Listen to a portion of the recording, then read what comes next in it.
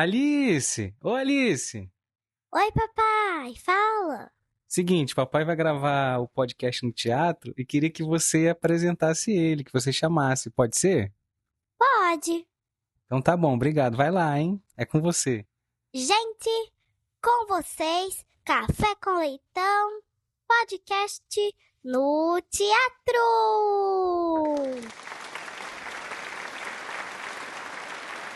Boa noite, muito boa noite.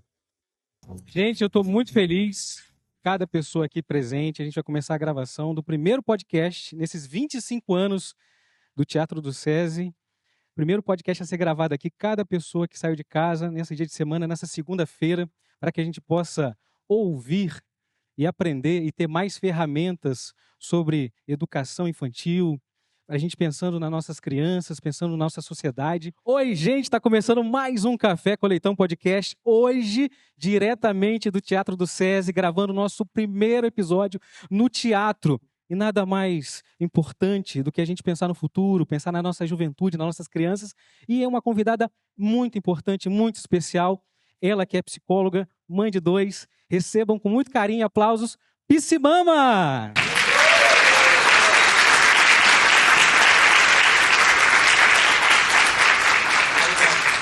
Oi, pessoal, boa noite. Sejam todos muito bem-vindos. Quero começar agradecendo todo mundo que saiu de casa numa segunda-feira à noite para vir aqui ouvir a gente, né, me ouvir. E para mim é muito especial não só participar, né, da primeira gravação do podcast do Café com Leitão, como é a minha primeira vez, assim, a primeira vez que eu estou no teatro gravando, estou vendo os rostinhos de um monte de gente que eu amo ali já. E muitas vezes. Então, muito bom ver vocês, muito bom ter recebido seu convite. Muito obrigada mesmo, Bernardo. Então, vamos começar, porque a gente tem muita coisa legal para falar hoje. Muita coisa importante, muita coisa aconteceu nesse período, né, que a gente estava divulgando o evento, convidando as pessoas.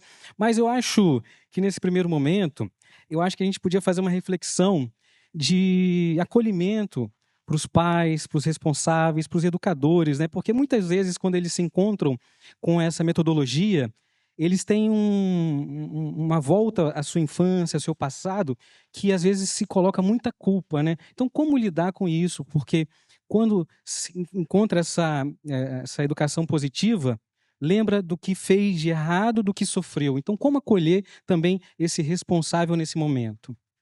Ah, sim. Na verdade, a parte mais importante, eu acredito, é que a educação, né, respeitosa, positiva, ela vem trazer para nós, né, um convite para repensar o peso cultural que nós temos no erro. Então, a gente tem culturalmente o erro enquanto uma coisa super pesada. E por que que o erro tem esse peso todo? Porque na nossa educação padrão, e isso não é só no Brasil, é na maior parte das culturas do mundo, eh, a educação ela sempre veio aliada a uma crença de que você precisa da dor para se lembrar e ser educado. Então, por exemplo, quando a gente está ensinando educação respeitosa, a mãe ou o pai chegam para mim, Nanda, eu quero educar de forma respeitosa e o meu filho tirou uma nota muito baixa. O que é que eu faço? Eu falo, então vamos colocar seu filho para estudar, né? Que aí a nota dele vai melhorar. E aí eles falam, tá, mas aí qual é a consequência? Aí eu falo, a consequência é estudar mais, né? Para melhorar essa nota. Não, mas ele vai ficar com o videogame? Vai continuar vendo televisão? Vai continuar fazendo as coisas normalmente? Eu falo, sim. A pessoa, mas aí ele não vai melhorar a nota? Mas quem diz para você que ele não sente absolutamente nada quando ele olha essa nota ruim? Quando ele vê os outros amigos com uma nota boa e ele não. Quem diz para você que isso já não é o suficiente para motivar? Por que que ele tem que perder alguma coisa? Ah, não, mas ele não tá nem aí. Eu falo, mas esse não tá nem aí, geralmente é muito mais uma reação da criança tentando, né, já com a vergonha, já sentindo a vontade de tentar compensar aquilo ali, dizendo que não se importa. Então, de verdade, as pessoas estão sempre querendo punir a criança, porque elas acreditam que é a única forma de motivar, que é só através da dor que a criança vai lembrar, né? Então, como a gente tem historicamente essa visão da dor, que ela vem em vários textos, né, tanto religiosos quanto históricos, essa visão do aprendizado vir pela dor, a grande maioria de nós foi educado pela dor. Então, errar para todos nós sempre significou dor. Isso é uma dor física, de apanhar, né, de, enfim, levar um beliscão. A dor social, de ser excluído, de ser proibido de fazer as coisas que você queria, né? E a dor emocional, de se sentir rejeitado, de se sentir humilhado, de se sentir abandonado. Então, o nosso cérebro, ele vai catalogando essas experiências, né? E registrando que erros são experiências extremamente doloridas. E quando a gente registra isso, isso se torna uma convicção, a gente vai passar o resto da nossa vida com medo da dor e acreditando que quando alguém errar, essa pessoa tem que sentir dor. Mas não é uma crença lógica para nós, é quase que um reflexo. E quando nós erramos, a gente tem uma tendência a nos causar muita dor, né? Então a gente se cobra, a gente se critica, tem uma voz dentro da nossa cabeça que acaba nos humilhando, né? E com frequência, quando a gente vai promover a autocompaixão, que é basicamente o exercício de você se tratar como você trata o seu melhor amigo, passando pela mesma coisa, as pessoas acham que elas vão piorar enquanto ser humano, porque elas não estão se cobrando, não estão se criticando. Só que, na verdade, é o contrário. Quanto mais você se trata com respeito, com compaixão, menos o seu corpo fica nesse estado de alerta, né? Que é esse estado que faz você reagir a tudo muito rápido, você ficar muito sensível. Então, quando você se critica com frequência, a tendência de você errar mais é maior. E isso não é minha opinião. Não só vários autores defendem isso, como existem várias pesquisas que comparam, né, a pessoa exercitando a autocompaixão com a pessoa se criticando, e a pessoa que se critica, ela fica muito mais nervosa. E aí ela erra com mais frequência, porque ela tá tremendo, ela tá nervosa, ela tá ansiosa. Então, olha que interessante. Se nos tratarmos com carinho e com amor, né, quando a gente perceber que fez algo que poderia ter sido melhor, começar a ser o padrão, você passa a ter menos medo de errar. Então, você erra menos. Então, a culpa, na verdade, ela só te faz piorar. E quando você tem compaixão, você tem carinho, isso te torna um ser humano melhor, que faz melhor, mais competente até. Historicamente, as crianças sempre foram colocadas na sociedade, né, de forma inferior, de forma em segundo plano. Você fala toda uma construção, né, de vários anos, né, da gente olhando para aquele quem é que fala, quem é que dá voz para as crianças. E isso também reflete na nossa educação, né? Você tinha oportunidade de casa de falar assim, com licença, eu poderia falar uma coisa com todo respeito, assim. Isso é muito curioso, porque a gente não tinha voz, não tinha lugar para falar, né? E isso se reflete, é um reflexo da nossa infância, né? E a gente traz para a educação dos nossos filhos, né? Perfeito, porque na verdade, assim, a grande maioria de nós ouviu a vida inteira que a relação dos adultos com as crianças é uma hierarquia, certo? Quem já ouviu isso, assim, que tem que ter uma hierarquia, né? E nessa hierarquia, o adulto é o quê? Na hierarquia. Minhas alunas estão de saco cheio de ouvir já eu falando isso. Os adultos nessa hierarquia, eles são superiores às crianças, certo? Pode concordar com a cabeça porque tá escuro ou eu preciso ver? Então, se os adultos são superiores hierarquicamente, isso faz da criança o quê? Inferior, né? Então, a inferioridade com que as crianças são tratadas, ela é internalizada.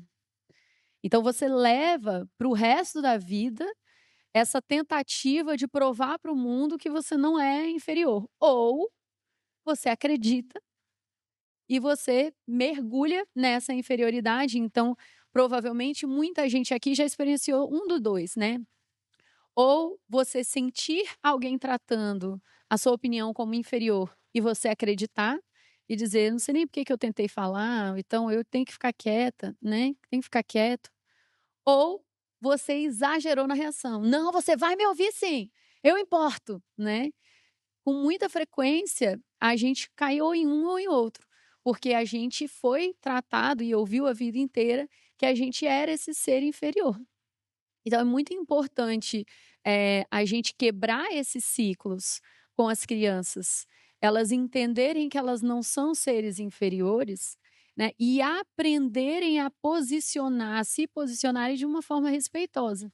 Né? Então, as pessoas, a cultura nos ensina que a criança vai aprender a se comunicar de uma forma respeitosa se você mandar ela comunicar de uma forma respeitosa, né? Ou se você não deixar ela falar para te respeitar. Só que o respeito desse conceito culturalmente defendido, ele não é respeito de fato. Porque, por exemplo, todo mundo aqui aprendeu a respeitar os próprios pais, certo? A minha dúvida é assim: se você discordasse dos seus pais com muito respeito, era considerado desrespeito? Era. Mesmo que você discordasse com respeito. Se você corrigisse os seus pais com muito respeito, era considerado desrespeito? Nunca foi sobre respeito. Sempre foi sobre ego. Sempre foi sobre por quê? Porque era um ser inferior me dizendo que eu estou fazendo uma coisa errada, me corrigindo, discordando de mim. Quem é você para discordar de mim? Eu sou muito superior a você. E existem muitas pesquisas que mostram que quando você cresce acreditando que alguma população, que algum grupo é inferior, você tem uma tendência a ter mais desprezo por aquele grupo. Você tem menos empatia, você tem menos compaixão, você tem menos vontade de ajudar. E é por isso que a gente vê tanto vídeo na internet humilhando de criança sofrendo, e as pessoas estão rindo nos comentários. Porque elas aprenderam que aquilo é um ser inferior e que aquela dor não significa nada. E aí a gente começa também a refletir sobre a diferença de educar e controlar, né? E alguns mitos também que a gente traz e carrega na nossa vida. Então, sim, como é que eu vou educar a minha criança para enfrentar um chefe carrasco? Como é que vai ser o futuro dessa criança? Se eu não der limite, se eu não falar com imposição, ela não vai enfrentar isso quando crescer, né? Isso, e as pessoas me falam isso todos os dias. Eu tenho a impressão de que essa é a maior dúvida que as pessoas têm. Nanda, educando meus filhos com respeito, eu vou preparar eles para a vida? Tem alguém aqui que já se perguntou isso? Vocês já tiveram essa dúvida? E a grande questão é assim, quando a gente pensa em preparar para a vida, a gente pensa em filhos fortes, né? Então, a pessoa que o chefe carrasco vai dar uma bronca e ele vai aguentar essa bronca e não vai chorar, por exemplo, na frente. Não vai mostrar vulnerabilidade para esse chefe. Ele vai aguentar calado, vai voltar para casa e, se bobear, a gente ainda espera que ele não fique nem triste com aquela bronca que ele levou, né? Parando para ouvir, te parece um pouco absurdo a gente querer preparar uma pessoa para levar uma bronca e não sentir nada? Agora, vamos em detalhes aqui. O que a gente quer de verdade? A gente quer que essa pessoa sinta, mas que ela tenha a inteligência emocional de lidar da melhor maneira. Deixar o chefe carrasco estar errado sozinho. Então, ela nem explodir, né? Então, qual é a grande questão? Quando nossos filhos são pequenos e eles estão ouvindo uma grosseria do professor, por exemplo, uma grosseria do pai, da mãe, uma grosseria de um colega, amigo, primo, se ele é tratado com muito respeito na vida dele, ele vai estranhar. E aí, nessa hora que ele fala assim, não gostei do jeito que essa pessoa me tratou, os pais pensam, meu Deus, meu filho não está acostumado a ouvir grito, né? Só que ele ainda está pequeno. Ele ainda tem habilidades sociais muito rudimentares. Então, não era de se esperar que ele tivesse a maturidade que a gente está querendo que ele tenha com o chefe. É porque, para ele ter essa inteligência emocional que a gente quer, ele precisa passar pela primeira etapa, que é a de estranhar uma pessoa tratar ele mal. Ele não precisa estar com 7 anos já lidando bem com isso. Ele tem até a vida adulta para desenvolver recursos e repertório para lidar com isso. Mas agora a gente quer que ele estranhe. Essa é a primeira etapa. E daqui a pouco a gente quer que ele reaja mal. Essa é a segunda etapa. E daqui a pouco ele começa a perceber que reagir mal também não é legal. E ele começa a conseguir dar conta de reagir melhor. Por quê? Porque ele já vai estar na adolescência. Ele já vai estar querendo que os amigos, agradar os amigos. Ele já vai estar querendo lidar com isso. Mas ele sabe que ele não merece ser tratado daquela maneira.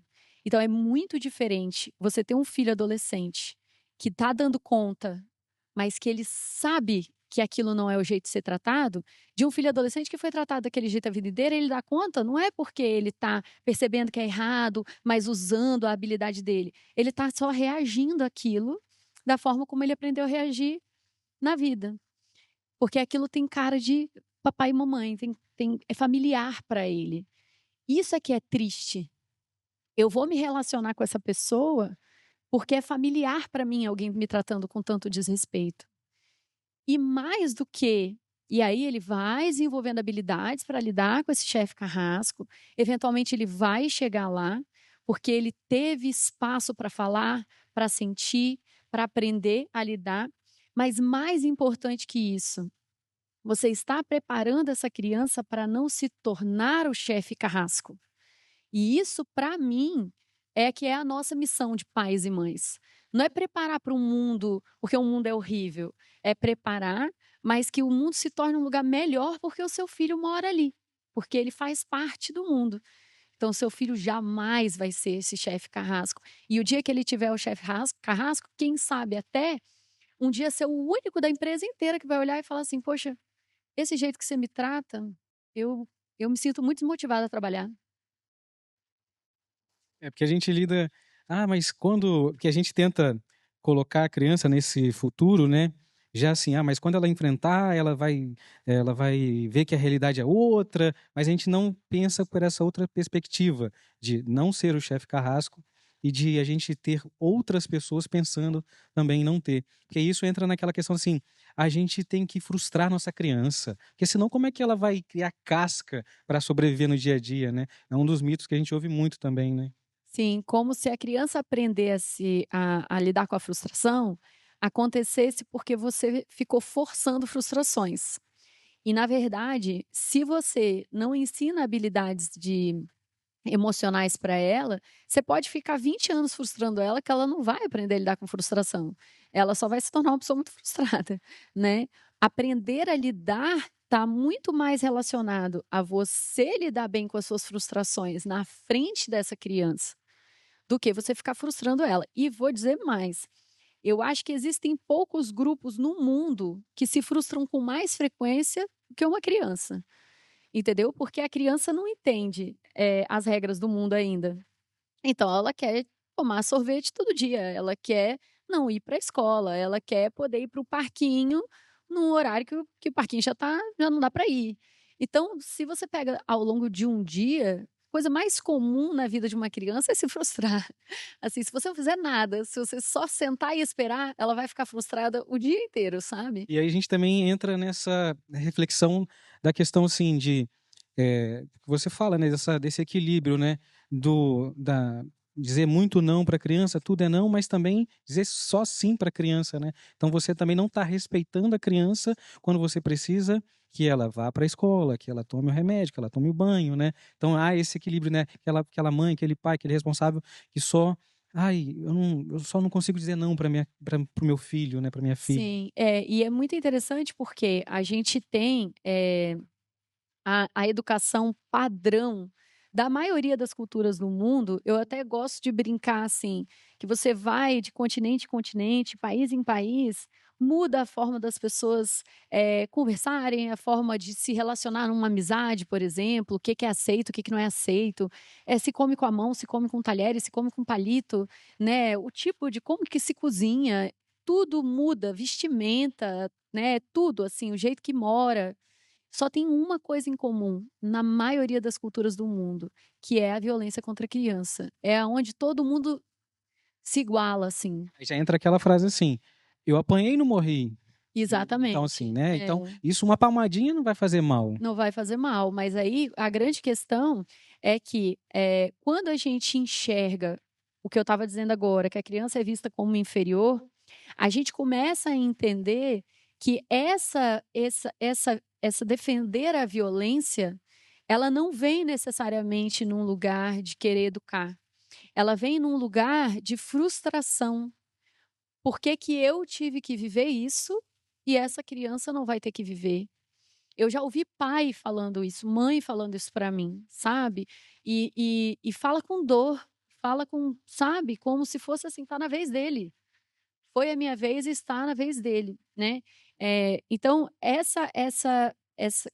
as pessoas que estão em contato com o quanto a violência na infância causa dor, causa sofrimento, essas pessoas ficam aliviadas quando a gente fala, dá sim para educar sem violência. Então, essa é a diferença entre a pessoa que quer se vingar, sabe, da vida porque ela sofreu tanto, da pessoa que, poxa, achei que era a melhor forma de educar.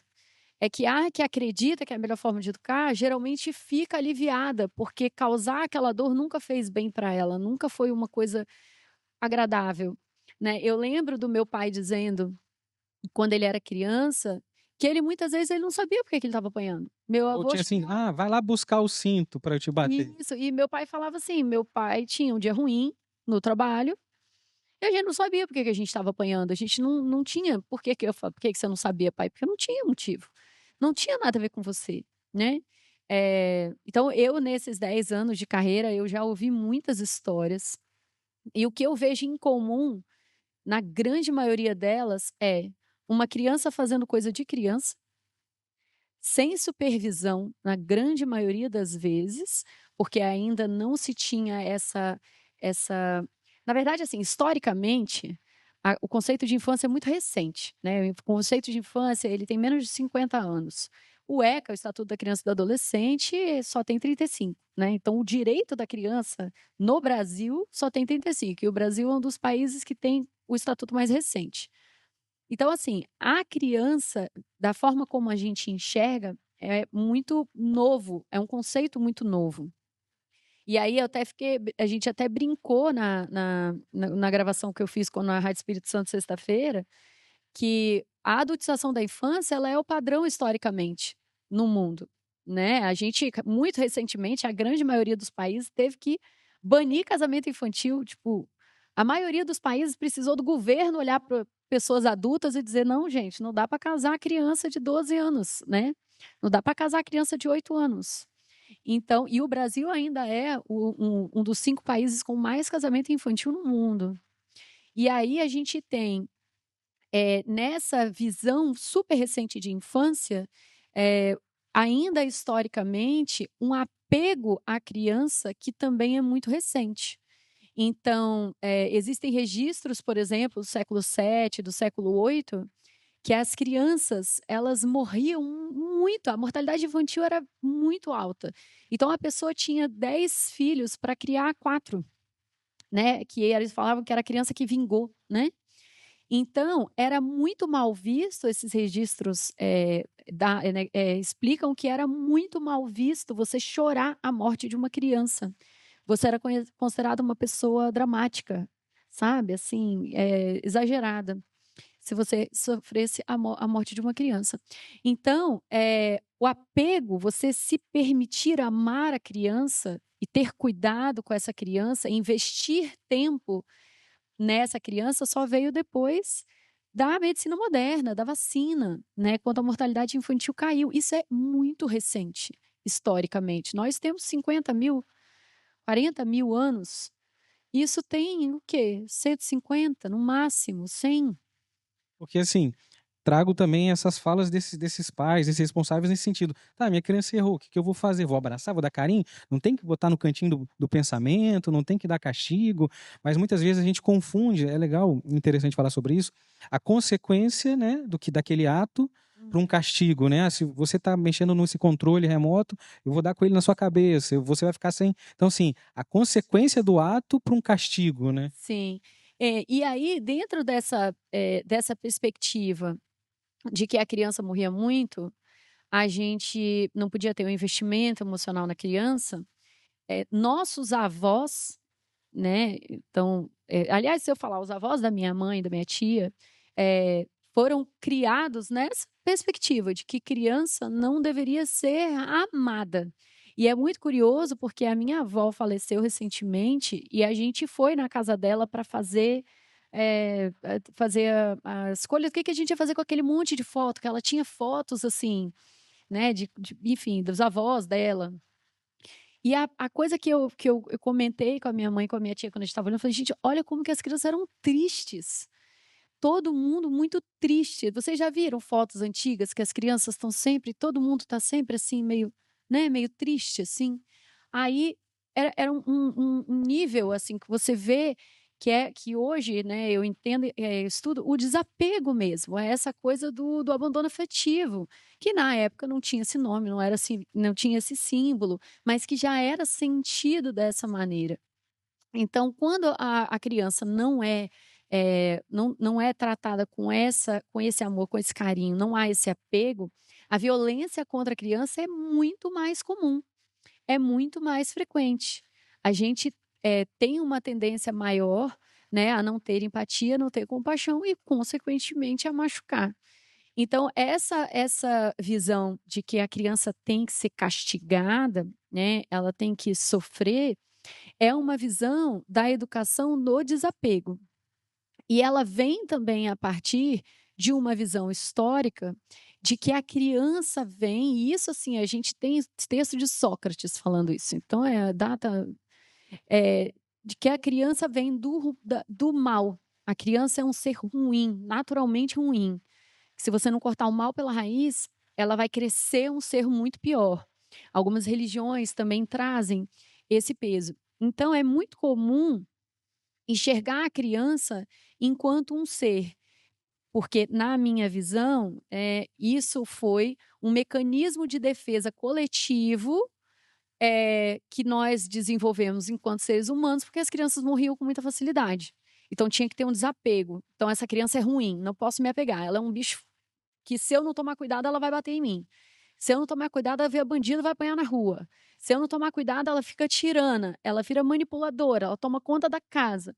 Então, nós aprendemos a educar a partir de muito medo da criança. A gente morre de medo da criança. Se você, por exemplo, eu com um bebê recém-nascido, ouvi da enfermeira do hospital que se ele, toda vez que chorasse, eu pegasse ele no colo, ele ia começar a me manipular. Um ser humaninho que tinha acabado de sair de dentro da minha barriga, que não tinha causa e consequência ainda desenvolvida. E ela, a enfermeira, que provavelmente falava isso para todas as as recém-mães daquele hospital, ouvindo. Ela falou para eu não fazer carinho no rosto do meu filho, porque a minha mão era igual uma lixa. E o meu filho ia sentir dor. E eu fiquei a primeira semana inteira com medo de fazer carinho nele. Entende?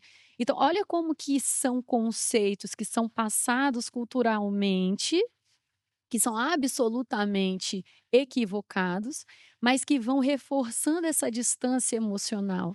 Se você pega o seu bebê no colo de 2 dias, ele vai começar a te manipular. Você não faça isso. Esse bicho é um monstro, você tome muito cuidado com ele, entendeu? Assim, cuidado, hein? Vai ficar dando colo o tempo todo para a criança, vai ficar mal acostumado. Vai ficar mal acostumado. Se você amamentar sempre que ele chorar, ele vai mandar em você. E aí você tem um dia recém-parida, cheia de hormônios, toda bagunçada, né? Se descobrindo ali, mãe, agora o que eu faço? E a pessoa que está sentada na cadeira do saber, que é a enfermeira do hospital, olha para você e diz: essa criança, se você não tomar cuidado, ele vai te manipular. Você não deixa essa criança te fazer de besta. E ela já te faz sair do hospital segundo dia de relacionamento seu com essa criança. Você está conhecendo a criança, primeira vez na sua vida que você encontra o seu filho. Primeiras horas, a mulher já olha para sua cara e diz: você não deixe. E aí você começa o seu relacionamento com aquele serzinho já acreditando que ele é esse ser ruim, que você não pode bestar perto dele. Então, a relação começa num lugar que você está se protegendo dessa criança. Você não está se relacionando com ela. As pessoas falam assim: Nanda, mas seu filho pode te responder? Eu falo, gente, se meu filho não me responder, não é uma conversa, é um monólogo, né? Só eu que falo e ele só concorda comigo, mas eu quero saber a opinião do meu filho. Agora, eu vou ensinar ele a falar comigo com respeito. Ele vai conseguir desde pequeno? Lógico que não. Ele ainda está aprendendo a ser um humano. Entendeu? Então, isso aqui é o exagero. Porque aí você está no segundo dia de nascimento do seu filho e você já está começando a criar um monte de conceitos na sua cabeça de que tudo que essa criança faz é te testar, é tentar te manipular, é te peitar. Então, você sente que você está lutando contra ela, você não está educando ela. Você está se defendendo dela. E como que você imagina se você chega numa empresa, seu segundo dia trabalhando nessa empresa, e eu olho para você e falo, ó, você cuidado com o Bernardo, hein? Leitão, se eu não tomar cuidado, ele começa a te manipular aqui dentro. Qual é a chance de daí a 2 semanas você tá amiga dele? Você tá gostando de estar perto dele, você tá tendo boas conversas com ele, você tem um relacionamento saudável com ele. Qual a chance? Se no segundo dia que você chegou, o povo já tava, cuidado com isso aí. E avançando também nessa questão dos mitos, a gente tem pais, mães responsáveis nessa fase, o desfraude, aí entra, parece que é a gincana do desfraude. Tem a escola, a creche, vai ganhar uma estrelinha, assim. Então, assim, como é que a gente lida com isso no nosso dia a dia, né? Na verdade, eu acho que o que acontece é a gincana do desenvolvimento. Né? É assim, eu lembro do meu filho, ele já tá girando? Ele já tá virando assim na cama? Não, não tá. O meu virou com 3 meses. Puxa, perdi. Meu filho foi o último a virar, né? Ele já tá sentando? Não. Tem que fazer mais tummy time, tem que botar ele de barriga para baixo, assim. Você que não fez o suficiente, você tá sendo uma incompetente. Como é que seu filho não desenvolveu isso ainda? Gente, eu achava que o menino se desenvolvia sozinho. Eu tenho que ficar, né? E aí, daqui a pouco, ele já comeu, já desmamou, ele já andou, ele já falou as primeiras palavras. Então, quando você vai sentindo essa pressão, você, na verdade, está sendo naturalizado na nossa cultura que o desenvolvimento neurocognitivo da criança é responsabilidade dos pais. Só que não é.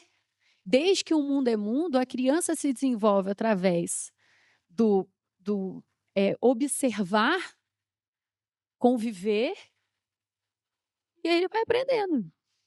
A melhor forma de você aprender uma língua é o quê? Você ir para lá. Né? A melhor forma de você aprender um esporte é o quê? Você ir lá, a galera jogando, e você vai. Entendeu? Não é ficar com alguém do seu lado. Quem aqui aprendeu algum esporte sentando numa mesa e escrevendo sobre o esporte, né? Sendo alguém vindo te ensinar. Não é assim. Então, eu acho que essa hiperresponsabilização dos adultos está fazendo a paternidade e a maternidade, né, além de uma competição, está se tornando um negócio muito estressante. Eu lembro uma vez que eu estava conversando com a minha mãe e com a minha tia, eu não sei se elas vão lembrar dessa conversa, que eu falo dessas conversas toda palestra minha, nem sei se elas vão lembrar. E eu estava falando, e minha mãe falou, filha, quando você era pequena, a gente não tinha que chegar do trabalho e brincar com você. Não tinha essa obrigação. A gente chegava em casa cansado, a gente estava mantendo você seguro, mantendo alimentado, estava estudando. Minha obrigação era essa. E assim, televisão, não podia sentar muito perto que faz mal para a vista. Essa que era a preocupação. Você sabe quem que controlava telas para minha mãe e para minha tia? A TV Globinho. Era autorregulamentado. Era autorregulamentado. Acabou a TV Globinho, eu vou ficar assistindo o Globo Rural, sei lá o que passava depois. Eu vou assistir, né? Sessão da tarde. É um filme que eu já vi 1000 vezes. Não vou assistir. Então era isso. Eu tinha que caçar o que fazer na casa. E tem isso também, da criança estar brincando às vezes sozinha, e a gente se coloca assim, a questão da recompensa, né? Também é uma questão assim, nossa, mas eu não posso lá aplaudir meu filho quando ele faz alguma coisa certa, eu não posso lá quando ele está brincando sozinho, não posso. Então, assim, gera essa dúvida, né? Às vezes é muita dúvida. E aí, assim, acrescentando nisso que eu estava falando da conversa com a minha mãe e com a minha tia, hoje nós já temos muito mais responsabilidades, né, do que já se tinha, muito mais preocupações também, porque hoje se a criança está trancada dentro da sua casa, ela não está segura, se ela está com uma tela perto dela, pode ter um predador qualquer fingindo que é criança, né, aquela história toda. Então, assim, nós já temos bem mais preocupações do que a gente dá conta. Não dá para responsabilizar os pais por coisas que não são e não tem necessidade. Então, a criança desfraldar, ela vai desfraldar quando o esfíncter anal e o esfíncter uretral estiverem conectados com o sistema né, nervoso de uma maneira que a criança conscientemente consegue apertar e soltar. E não tem nada que você possa fazer que vai fazer ela desenvolver isso mais rápido. E aí chega até mim, Nanda, meu filho está desfraldado há 2 anos, mas ele faz xixi na cama todo dia. Ele não está desfraldado, gata. Ele só está sem fralda. Mas desfraldado ele não está. Então, para que essa pressa? Essa é que é a grande questão. Aí a gente fica chocado com o adulto chupando chupeta. A gente fica chocado com a adulta brincando de bebê reborn. A gente fica chocado com essa quantidade de trends diferentes que aparecem. Mas isso são pendências de pessoas. Gente, eu conheço criança hoje que a agenda delas é muito mais lotada que a minha. A criança tem que, não é? A criança tem que falar 2 línguas, a criança já é atleta profissional, né? A criança já toca um instrumento, ela tem 7 anos. Não, e tem que levar tudo muito a sério. Eu vou te colocar no piano, mas ai de você se não estiver tocando como Quanto que vai brincar de boneca? Quanto que vai jogar videogame a noite toda? Quanto que vai fazer essas coisas que a gente teve o privilégio de fazer? Quando tiver adulto. Aí vai estar todo mundo chocado, entendeu? Mas deixa a criança ser criança na época dela de ser criança. Deixa ela curtir o que ela precisa curtir, sabe? Eu acho que também passa um pouco daquela coisa assim, eu não tive essa oportunidade. Às vezes fala isso para criança, quem dera eu se na minha infância alguém tivesse me colocado para tocar violino desde cedo. Então agradeça e vai fazer, né? Pois é, mas aí acaba que quer realizar várias dessas coisas, né? Bota no violino e dá 3 o resto das tardes livres. Agora é no violino, é na natação, é no futebol, é no inglês, é em outro instrumento. E aí a criança já não tem horário livre. É essa, por exemplo, acontece muito nos atendimentos que a gente supervisiona das alunas lá da pós-graduação, da gente perceber que a criança está com tanta atividade que ela chega tarde em casa e ela tem que sair cedo. E a criança que tinha que dormir, né, Jaque? A criança que tinha que dormir 10 horas, 11 horas, ela está dormindo 8, 9. Aí essa criança sempre está estressada. Essa criança sempre está com dificuldade de prestar atenção na aula. Só que o que ela está é estressada. Vai você ficar dormindo 2, 3 horas a menos do que você precisava e vai prestar atenção em uma manhã inteira de aula. É o que você fala, às vezes você sai, busca a criança na escola, tem que passar no mercado. Aquela criança não comeu, ela tem um horário de sono, aí você vai para o supermercado com a luz muito clara, música e a estratégia de marketing de uma equipe para que ela sinta vontade e desejo daquilo. O sabor do biscoito é feito para ela amar aquilo ali, o personagem que é botado na capa é feito para ela não conseguir ignorar as cores, a altura que fica no supermercado. E lá vai você querer que essa criança tenha a maturidade de estar cansada, com fome, dentro do supermercado, com uma equipe de marketing inteira batalhando para ela querer aquele biscoito. E você disser, não, não vai comer, e ela disser, ok, mamãe, nossa, show, tranquilo por mim. Chega em casa eu como. Em casa eu como uma salada. Não é? E a gente precisa entender que a criança não vai ter maturidade para isso, e isso ser o esperado. Olha, meu filho está chorando porque não pode comer o biscoito. Obviamente. Não vou dar uma bronca nele, eu vou dizer, filho, realmente, cara, você tá cansado, você tá com fome, eu devia ter dado um lanche para você antes. E isso é uma coisa que os adultos têm que ter responsabilidade. Então, o que eu acho que está acontecendo? Os adultos sendo excessivamente responsabilizados por coisas que não deveriam estar sendo, que não tem como a gente ter controle, e não sendo responsabilizados pelas coisas das quais nós podemos ter controle. O meu filho não ir cansado e com fome para o supermercado, eu consigo manejar. O meu filho não sentir frustração porque não pode comer o biscoito, eu não posso manejar. Eu tenho que deixar ele sentir. Entende? Agora, se na hora que ele sente essa frustração, eu fico estressada no meio do supermercado, começo a gritar com ele, belisco ele, quem está ensinando para ele a lidar com a frustração? Você? Você não conseguiu lidar com a frustração do seu filho estar frustrado sem você dar um ataque? Como que a criança vai aprender? Igual um dia desses, o rapaz falou comigo. Ah, minha filha tá batendo, eu tô querendo bater nela também. Eu falei, e o que você vai ensinar para ela quando você bater nela? Sua filha tá precisando aprender a controlar os movimentos quando ela tá com raiva. Aí você sente raiva e bate nela. Qual é o modelo que ela tem? Quando você sente raiva, você bate. Isso é muito, muito forte. E eu queria entrar agora, para que a gente possa também entrar nesse tema que é um tema muito falado, recente, né? O vídeo do Felca, né, já ultrapassou aí mais de 40 milhões de visualizações no YouTube, pautando muitas discussões, que é essa coisa da adultização, né? Então, assim, isso movimentou, enfim, desde Brasília, o pessoal começar a pensar em leis, né? Então, assim, na sua visão, o que foi isso?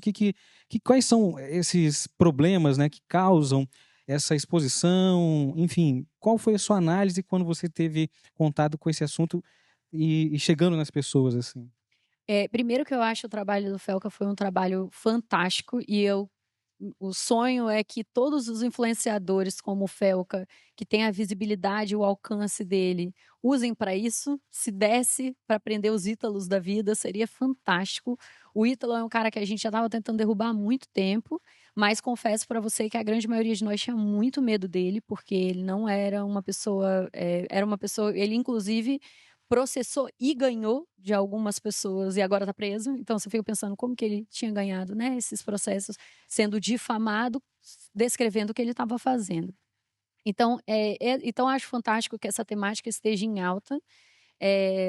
Só não a única observação que eu faço é que não é, tipo assim, ficou para algumas pessoas ficou parecendo que nós agora estamos adultizando as crianças, mas isso não é verdade, né? Eu dancei na boquinha da garrafa com, sei lá, 6 anos. Não Tinha tinha programa de televisão, 7 anos. concurso de criança dançando. Isso, a gente assistia, né? Tinha assim, era a banheira do Gugu com tiazinha tentando pegar um sabonete com um cara fortão lá e a gente com 5 anos assistindo aquilo comendo pipoca, né? Então, assim, a adultização da infância, ela é histórica, né? Assim, a gente está tentando fazer a infantilização da infância. Ainda não conseguimos, mas estamos tentando. Piora muito com as redes sociais, porque agora a gente tem menina de 7 anos com unha postiça, né? Tá virando uma questão, imagino que as professoras pedagogas que estão aqui já devem estar vendo, né? As meninas de 5, 6 anos chegando na escola de maquiagem, de unha feita, né? De uma forma que piora bastante, em vista do que era quando eu era pequena, pedia para minha mãe para pintar minha unha, não deixava, quando passou a deixar era só cor clara.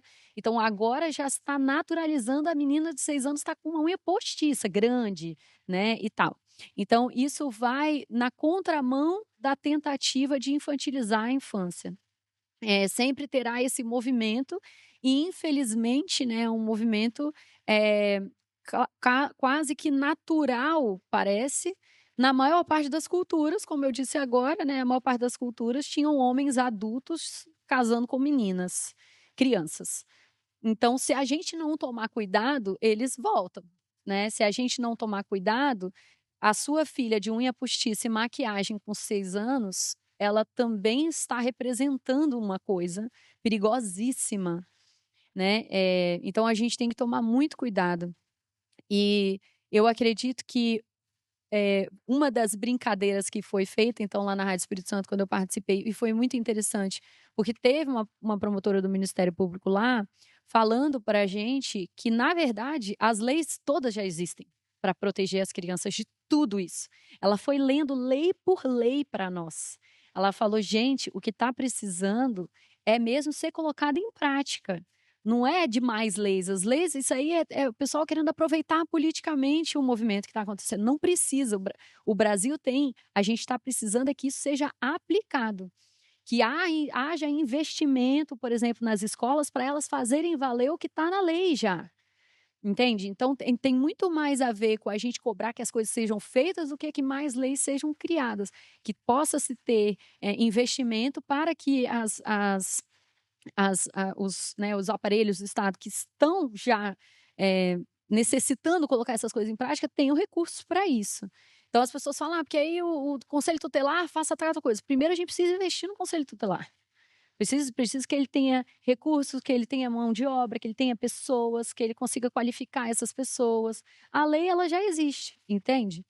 Então, eu acho importante que tenha vindo essa visibilidade, mas eu acho legal que a gente tenha a consciência de saber o que precisa se cobrar agora. Não é mais leis, as leis elas já existem. A gente precisa de cobrar que elas sejam realmente, tenham condições delas serem colocadas em prática. E também ver com bons olhos quando elas forem, porque ela diz que eles do Ministério Público vão em várias feiras para pegar as crianças que trabalham nas feiras e dizer, né, crianças e adolescentes, ó, as crianças não podem estar trabalhando, e os adolescentes que estão trabalhando, que é para levar uma renda para casa, a gente quer colocar vocês no programa do Menor Aprendiz. Então é um trabalho incrível, assim, pera lá, nós vamos botar, né, as mães que estão com criança pequena, peraí, como que a gente pode, quais são os recursos que existem para essa criança não precisar de trabalhar. E as pessoas na própria feira falam mal do trabalho deles, reclamam, porque se eu pude trabalhar quando eu era criança, por que essa criança não pode? E ela falando que das barreiras são as objeções da própria população reclamando deles estarem lá, né?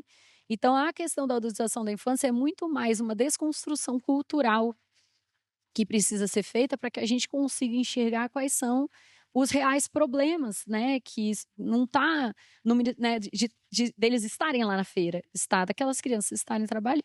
Né? Eu faço uma análise, eu trabalhei muito tempo em rádio e às vezes ficava me perguntando por que também não tinha classificação etária de música na rádio. Uhum. Porque programa de televisão tem ali a classificação etária, né, do que é indicativa do que pode ver ou não, mas rádio toca tudo, fala tudo, e isso eu falo assim, gente, essa música aqui não é música para criança ouvir.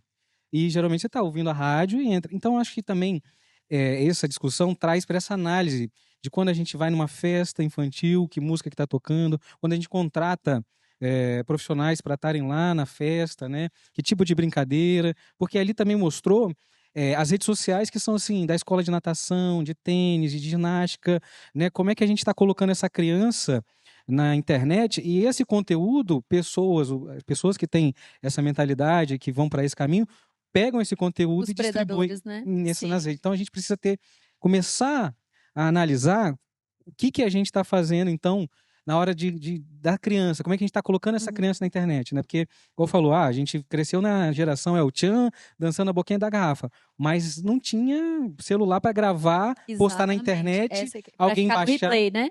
Alguém ficar assistindo. Tinha aquelas pessoas que estavam ali vendo, tinha televisão, mas hoje com a internet esse conteúdo chega a muitas pessoas, né? Sim. Então acho que cabe essa reflexão para a gente analisar as escolas, né? Onde tem com a criança coisas de educadores, como é que está esse conteúdo na internet? Casa de festa infantil, como é que posta essa criança, né? Sim, e é o que você falou, a adultização ela também está no lugar de criança dançando funk nas festas, né, com letras pejorativas, né, qualquer estilo de música, na verdade, com letras pejorativas.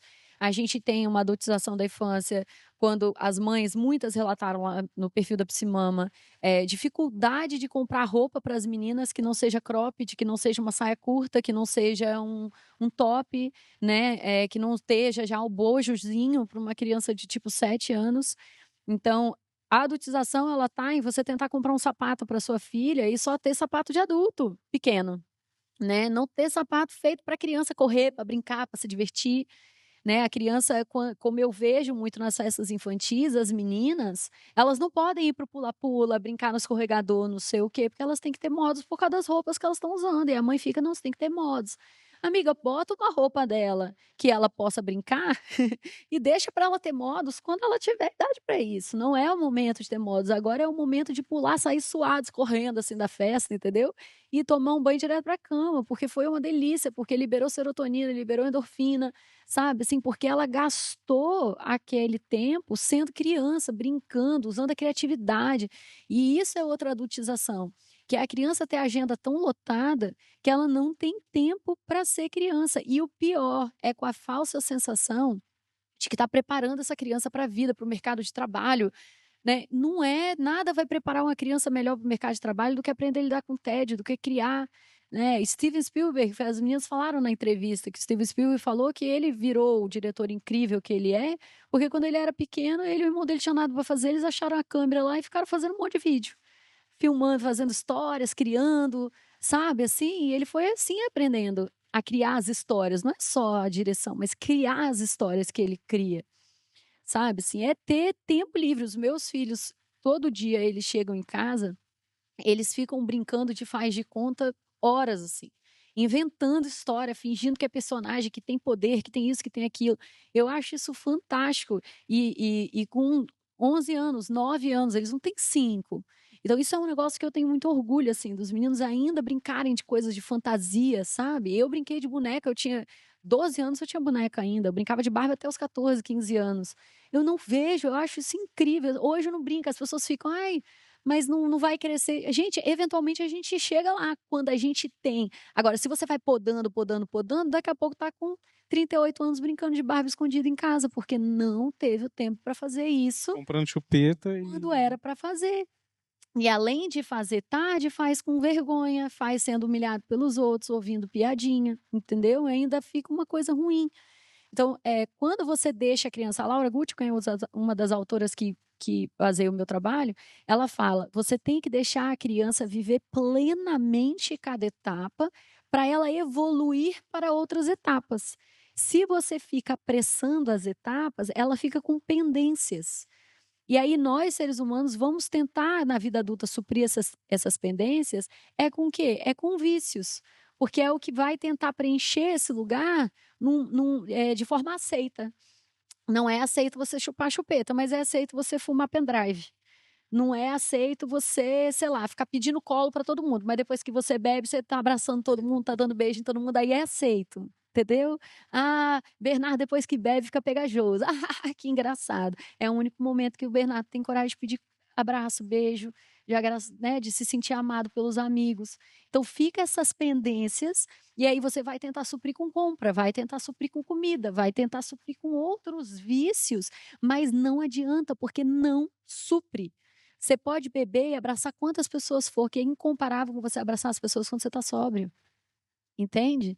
Então, se você cria dentro de casa uma atmosfera em que essas coisas podem ser vividas plenamente, a pessoa evolui. A pessoa fala comigo assim, Nanda, mas uma criança de 7 anos dormindo de fralda? Eu falo, você acha mesmo que ele vai chegar na vida adulta de fralda? Pergunta aqui para mim.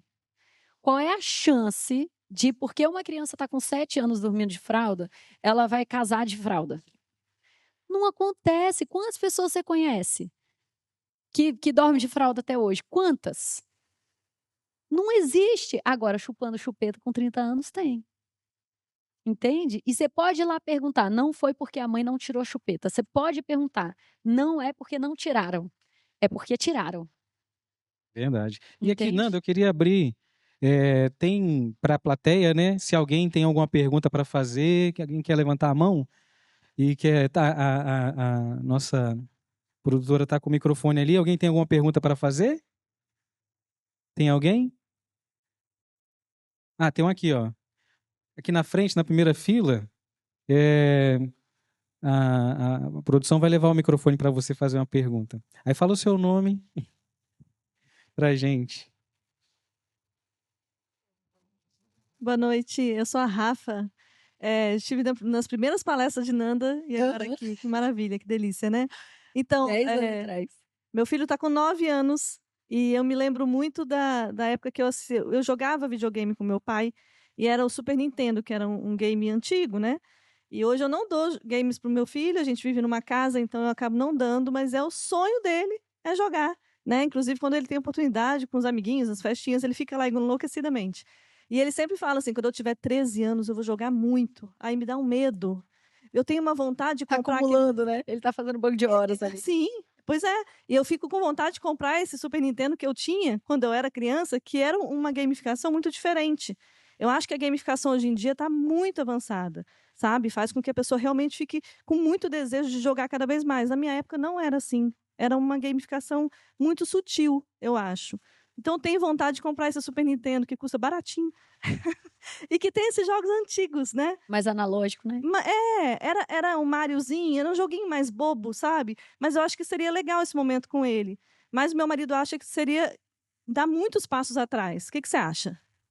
Eu acho o seguinte, eu acho que, primeiro de tudo, você conhece muito ele e você vai saber qual é o nível de maturidade que ele tem hoje para lidar com os combinados.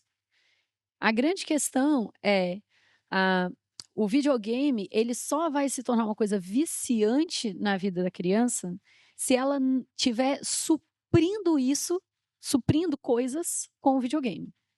Essa é que é a grande questão. Qual é o grande problema das telas hoje? A maioria das pessoas que tem problema com telas é porque essas telas elas estão suprindo alguma coisa que essa criança não recebe em outros lugares. O que é muito comum na nossa sociedade hoje, porque nossas crianças têm cada vez menos tempo livre, elas têm cada vez menos tempo, outras crianças para brincar, né? Tem menos primos, tem menos rede de família, enfim. Então, elas têm menos fontes para suprir as demandas todas que uma criança tem. Então, e aí cada criança vai estar suprindo coisas diferentes. Vai ter criança que vai estar suprindo a parte da gamificação, recebeu parabéns, né? Vai ter criança que vai estar suprindo mesmo não ficar entediada. Então, eu acredito que o problema não é o videogame em si, mas qual a função que ele está vindo cumprir. Então, por exemplo, se a sua proposta é ter horário controlado para essas telas e ainda ser um momento de diversão em família, eu não consigo ver problema nenhum nisso. Nem no gráfico mais incrível, se for óculos virtual, eu não vejo problema nisso, entende? Porque a questão não é o gráfico ou o nível de gamificação. A questão é o lugar que ocupa e quanto tempo isso vai ocupar da vida da criança. Entendeu? Então, os meus filhos, eles ganharam esse ano o Nintendo Switch, porque eu não queria dar nenhum daqueles que tem uns jogos que eu acho mais violentos. Então, dentro do Nintendo Switch, os meus filhos só jogam os jogos, assim, a gente escolhe junto com eles, são jogos mais infantis de Mario, essas coisas que ainda são muito tranquilas. E eles têm o horário que eles podem jogar, só sábado e domingo. Esse horário acabou, acabou. Tem que fazer outra coisa, vai caçar o que fazer. Então, eles vão brincar, eles fazem esses jogos de coisas, eles ficam criando gibi, quer sair de casa, vão sair para fazer alguma coisa, porque acabou o momento de tela, acabou, não tem mais o que fazer, entendeu? Então não ocupa esse lugar, sabe? Não ocupa o lugar não chega da escola e quer jogar videogame, porque sabe que não pode, assim, não faz parte do combinado. E o combinado foi feito antes do videogame ser comprado, ó. O videogame vai ser comprado se a gente for cumprir esses combinados aqui, porque a gente não quer que se torne uma questão na vida de vocês. E não se tornou, sabe? Assim, a gente tem desafios? Claro que a gente tem. São duas crianças com videogame, né? Que é um negócio super viciante. É feito para ser viciante. Né? Mas, por exemplo, hoje, você ter um videogame e você ter jogo de celular, o videogame é bem menos viciante do que jogo de celular. Você vê o PKXD, Roblox, aquele Brawl Stars, todos esses jogos. Eu tenho um primo, o nome dele é Alexandre Pontual. Ele fez pós-doutorado já, ele não é doutorado, ele tem doutorado em droga-adicção. E ele um dia sentou comigo e ele falou assim, Nanda, tudo o que a gente entende que causa vício numa pessoa, esses jogos de celular fazem. Porque o jogo de celular tem notificação. O videogame não tem. Então, o Brawl Stars lá, você tem que entrar todo dia para ganhar um prêmio. E quando eles tinham acesso a essas coisas, eles falavam, mamãe, eu tenho que entrar hoje, senão eu não vou ganhar tal coisa. E isso começou a me assustar. Meu Deus, não faz sentido. Eu vi que até o Duolingo está começando a ser desmotivado pelas psicólogas. Sim. Está gerando mais ansiedade do que ensinando inglês. Sim, olha que isso. loucura. O Duolingo ele é ainda pior, porque ele gera ansiedade de propósito, né? Para nós adultos, inicia sendo uma coisa engraçada, divertida, mas depois começa a te causar ansiedade, que são as expressões da corujinha que vão mudando.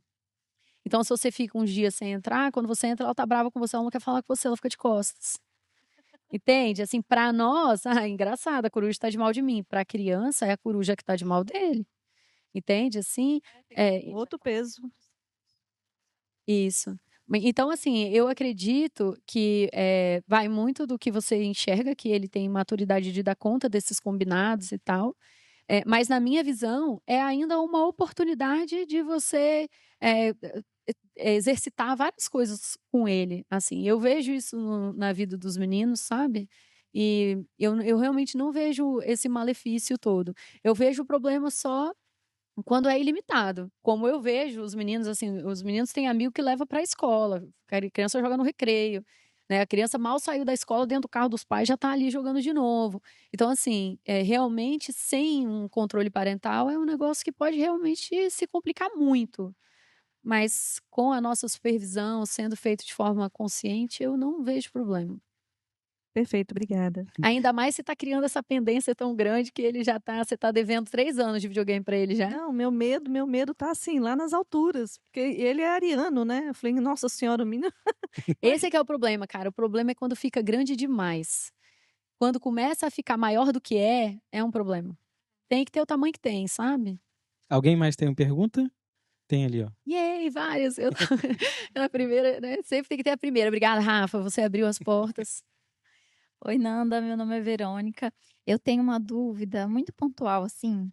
Eu gostaria de saber, na sua opinião, qual seria a grande diferença para uma mãe, para um pai, educar uma criança que não possui nenhum transtorno e educar uma criança autista?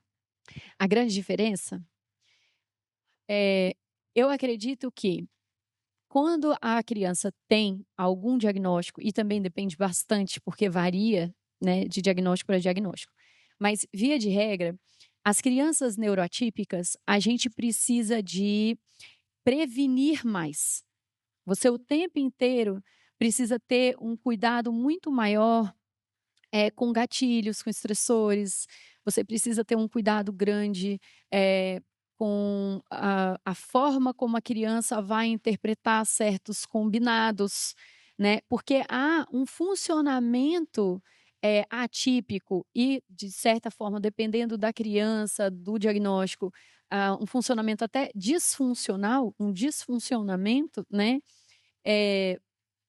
Você precisa um pouco estar tomando, meio que regendo a sua vida, cuidando daquilo ali. Ao passo que, se você faz isso com uma criança típica, você está atrapalhando o desenvolvimento dela, entende? Então, a criança típica, ela precisa desenvolver essas habilidades que, se você ficar prevenindo demais, você atrapalha ela de desenvolver. Então, o ideal é que você ajude o neurofuncionamento dela a evoluir a partir dessas questões diárias. E a criança neuroatípica, não. E quando você tem um de cada, que é o maior desafio de todos, porque são, querendo ou não, 2 pesos e 2 medidas, porque são 2 funcionamentos completamente diferentes. E aí acaba que, inclusive, estou indo falar sobre isso lá num congresso de autismo lá em Fortaleza, que é como a gente não pode responsabilizar o irmão do autista, né? Mas, ao mesmo tempo, ele tem responsabilidades ali. Porque é uma criança atípica, né? Então, é muito delicado, sabe? Mas, eventualmente, o irmão típico, ele vai precisar de entender, é diferente com o meu irmão. Minha mãe tá, né? Meu pai tá lidando comigo de uma maneira, porque eu dou conta, diferente do que ele vai lidar com o meu irmão, porque o meu irmão vai ter coisa que ele vai dar conta e coisa que ele não vai dar conta. E eu acho que a grande dor nossa, né, de pais e mães de crianças autistas, é o quão difícil é você discernir quando você está poupando demais a criança, prevenindo demais e deixando de dar a oportunidade dela evoluir, e quando você está querendo que ela evolua como se ela não fosse autista. Como se você estivesse querendo que ela se curasse daquilo ali, né? Então, acho que essa é a linha tênue que quem não vive não faz ideia de como é sofrido, né?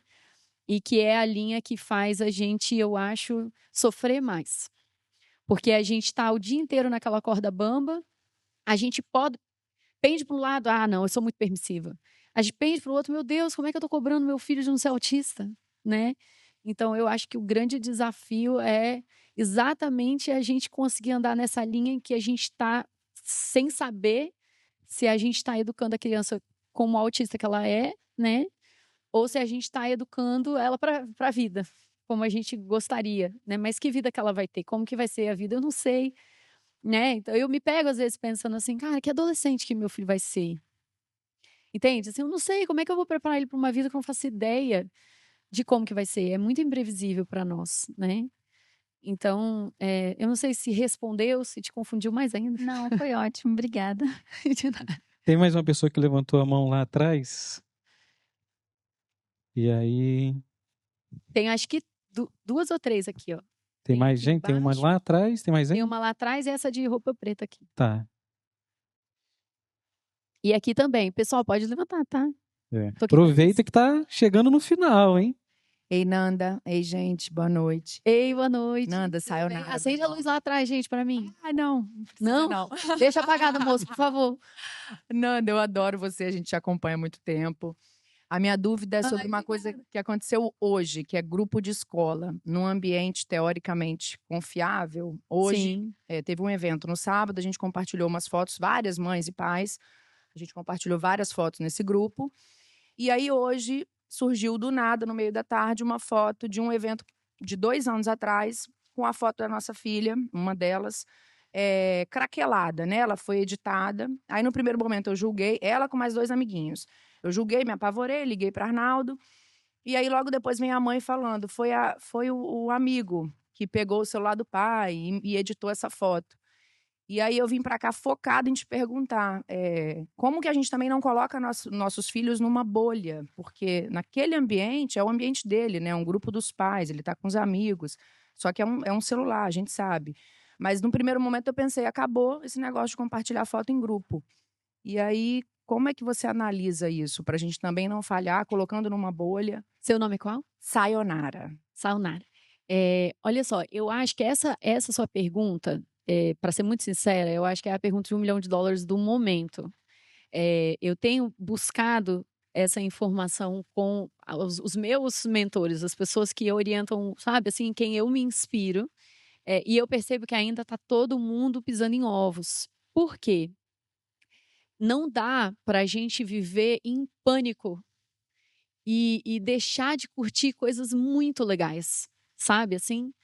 E por outro lado, a gente hoje, a grande maioria de nós aqui está com o celular todo dia de noite atualizando, jogando um monte de foto numa nuvem que a gente faz ideia. Tipo assim, hoje a gente ainda não tem controle. Então, para você ter uma ideia, teve um predador que foi preso lá na Austrália, que as fotos que ele usava, ele comprava de fotógrafos. Ele falava que era para ser banco de dados, né? E aí ele comprava foto de casamento, foto de aniversário, como se fosse para ser banco de dados, assim, dele, entendeu? E ele usava, na verdade, para fazer alterações e vender as fotos. Então, assim, não foram pais que postaram foto num grupo, nem foram pais que postaram foto nas redes sociais. E ainda assim, né, foi pego foto dos filhos deles sendo utilizado para vender na internet. Então, assim, eu estou dizendo para a gente entrar em pânico? Não, eu estou dizendo que eu acredito que agora a gente vai começar a depender muito mais dessas tecnologias evoluírem para um lugar em que essa proteção acontece de outras maneiras, entende? Assim, porque se você começa a não tirar foto mais nos eventos da escola, mandar no grupo, se você começa no aniversário da sua filha não querer mandar foto para os pais das crianças que foram, né? Daqui a pouco você já está com receio de mandar foto para os seus parentes, porque daqui a pouco você vai viver em pânico. E a grande questão é que o nosso cérebro, ele é uma máquina de prever perigos. Então, se você começa a ficar muito preocupada dessa maneira, assim, né? Daqui a pouco as coisas vão literalmente perder a graça para você. Daqui a pouco você já vai estar, não sei nem se eu quero ir na festa, não sei nem se eu quero que ela participe da celebração da escola. Então, eu acho que a gente hoje tem os maiores índices de ansiedade já registrados na história, tanto em adultos quanto em crianças, e não é à toa, porque a gente nunca teve também tantas pistas de perigo identificadas pelo nosso cérebro, sabe? Então, eu acredito que estamos, em resumo, estamos todos perdidos com relação a isso. A gente ainda não tem uma diretriz clara, mas uma coisa que eu te sugiro, né, é fazer o que você for ficar mais de coração tranquilo, que for te fazer ficar mais confortável. E tendo esse cuidado, né, para não se deixar levar para um lugar de pânico, entendeu? Porque é muito rapidinho a gente cai lá, sabe? Então, é isso. Mas realmente, assim, a gente ainda não tem muita certeza das melhores diretrizes, porque o risco ele está em todos os cantos com relação a isso. Se não for o grupo da escola, é o grupo de parentes. Hoje a gente sabe que o grupo de parentes é tão perigoso quanto o grupo da escola. Então, é muito desafiador, sabe? Vamos para a última pergunta, por causa do tempo. Quem é que tem? Tem mais uma? Ali, ó, tá com a mão levantada aqui. O pessoal vai levar o microfone para você.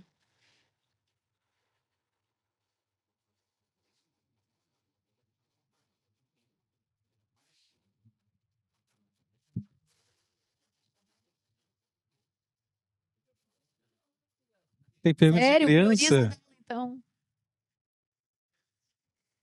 Gente, o dia desse eu tava dando uma aula, tinha Cadê ali, ó? Tá com a mão ali tinha levantada. um adolescente de 15 anos, ele fez tanta pergunta legal, fazendo uma aula minha. Você acredita? Muito bom. Oi, eu sou o Arthur, eu tenho 9 anos e você falou do Duolingo no início e eu tenho o Duolingo e tem uma carinha da corujinha que eu gostei da metamorfose, que você evolui no seu aprendizado. Ah, do Duolingo, você diz, né? Aham. Então você gosta quando evolui, é isso? Uhum. E te dá vontade de ficar voltando pra lá? Sim, não tanto, mas um pouco. Qual é o jogo que mais te dá vontade de voltar o tempo inteiro? É o que você tem que falar. Hã?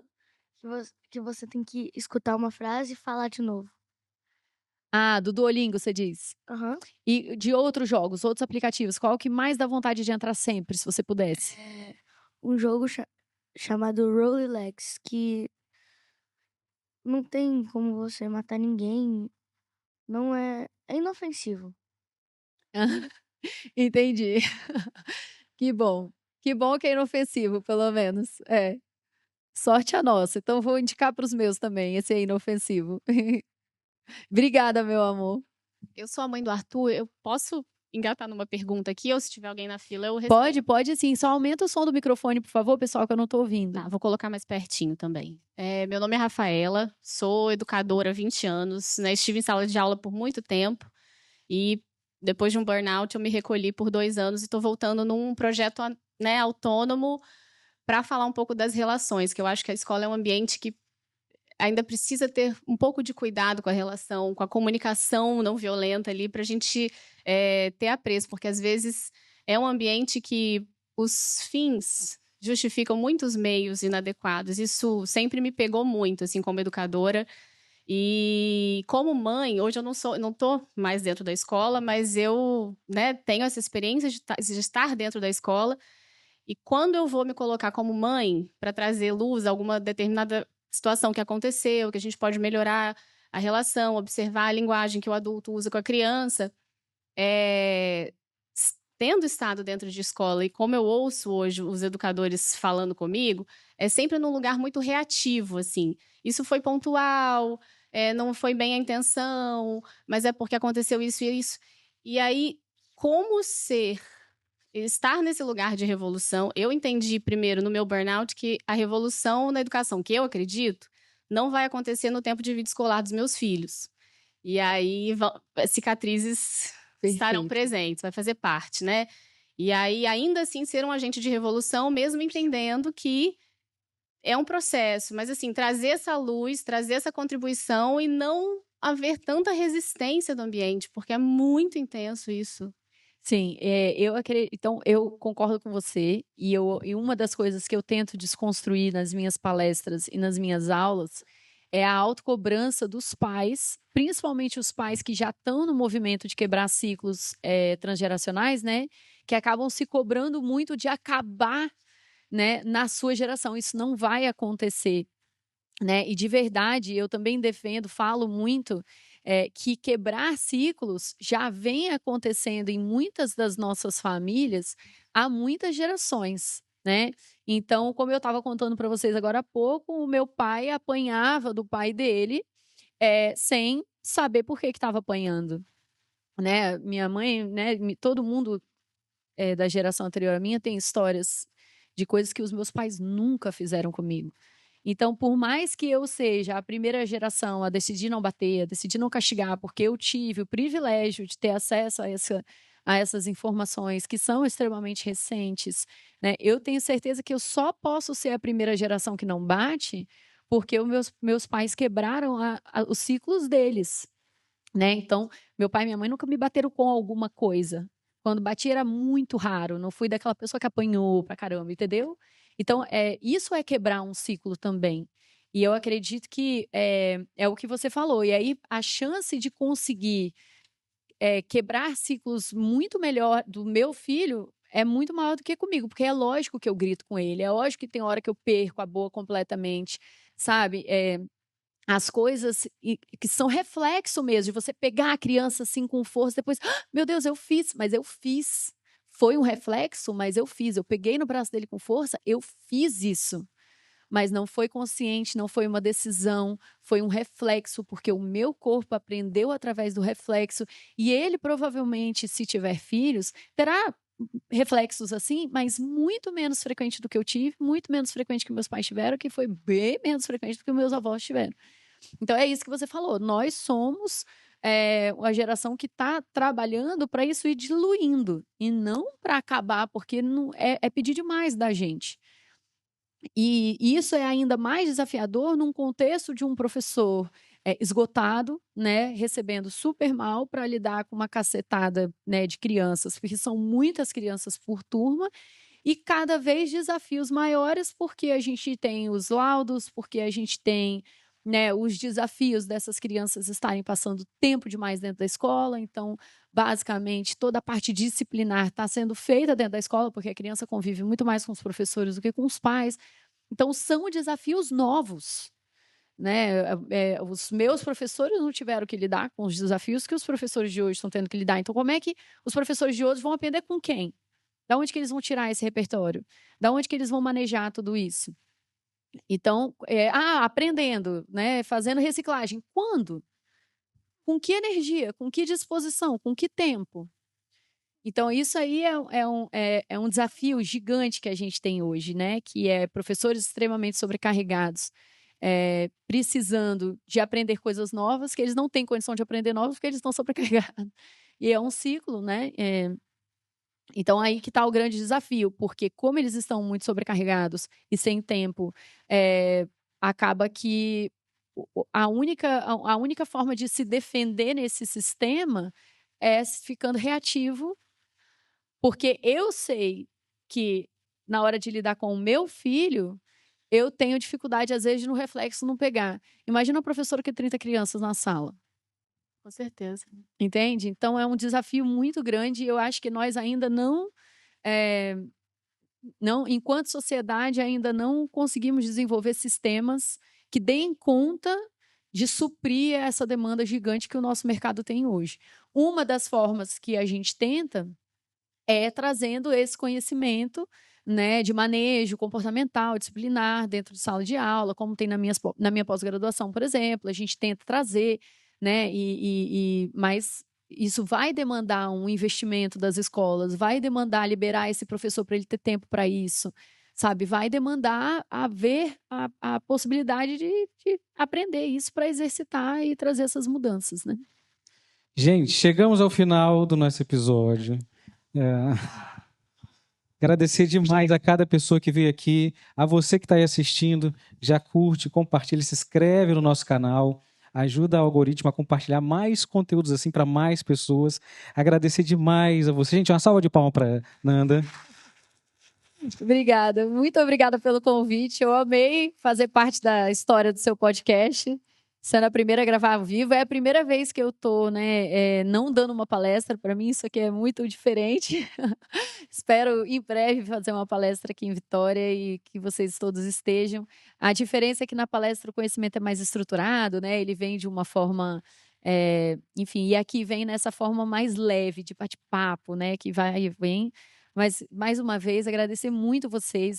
Quem tiver, né, como eu sei que está tarde, mas quem tiver um tempinho, eu adoro pedir para vocês irem me dar um abraço depois.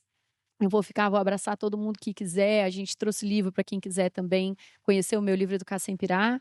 E então, quem puder e quiser, né, por favor, vai lá me dar um abraço, porque eu gosto de conhecer vocês pessoalmente, se for possível. E eu quero agradecer aqui, assim, as pessoas que fizeram esse evento acontecer, pessoas muito importantes. O SESI Cultura está fazendo 25 anos esse teatro maravilhoso, na pessoa da Giza Madeira, gerente de cultura do SESI, pelo apoio geral. A Escola São Bernardo, também representada pela Silvana Torres, a diretora também acreditando na importância desse projeto. A Clique Mundo Viagens, também consultoria personalizada. A Ivana Rui também transforma suas viagens em coisas inesquecíveis. A Criar Comunicação, com a Denise, a Lourdinha, as meninas também fazendo um trabalho estratégico de mídia. Móveis Conquistas, móveis lindos, maravilhosos aqui. Móveis Conquistas também fazendo o nosso cenário. O nosso press kit que chegou para cada um com a Le Chocolatier. Tinha também o Rolon da doutora Cíntia, também acolhimento do Escaldapé com a Keila também. Então, assim, a Rocket Filmes fazendo toda a nossa gravação. Também a Caramero, a confeitaria, a Dom Esfirra, também fazendo um camarim para a gente, assim, ó, sensacional. E a cada pessoa que veio aqui, que saiu de casa nesse dia tão especial, querendo ouvir, trazer mais ferramentas para que a gente possa ter para que a gente possa se acolher primeiro, que é igual quando um avião está caindo, primeiro você coloca a máscara em você, depois a pessoa do lado, que a gente já quer acolher a pessoa do lado sem se acolher. Então que você possa se acolher, que você possa ter a reflexão de hoje, para que você possa ser uma pessoa melhor consigo mesmo, e aí assim a gente ter gerações de filhos e crianças também acolhidas com todo o respeito que merecem. Muito obrigado a todos. Muito obrigada, pessoal. Vamos tirar uma foto aqui, gente. A gente vai tirar uma foto de lá pra cá, pra vocês saírem junto com a gente. Todo mundo. Pode levantar todo mundo pra gente tirar a foto.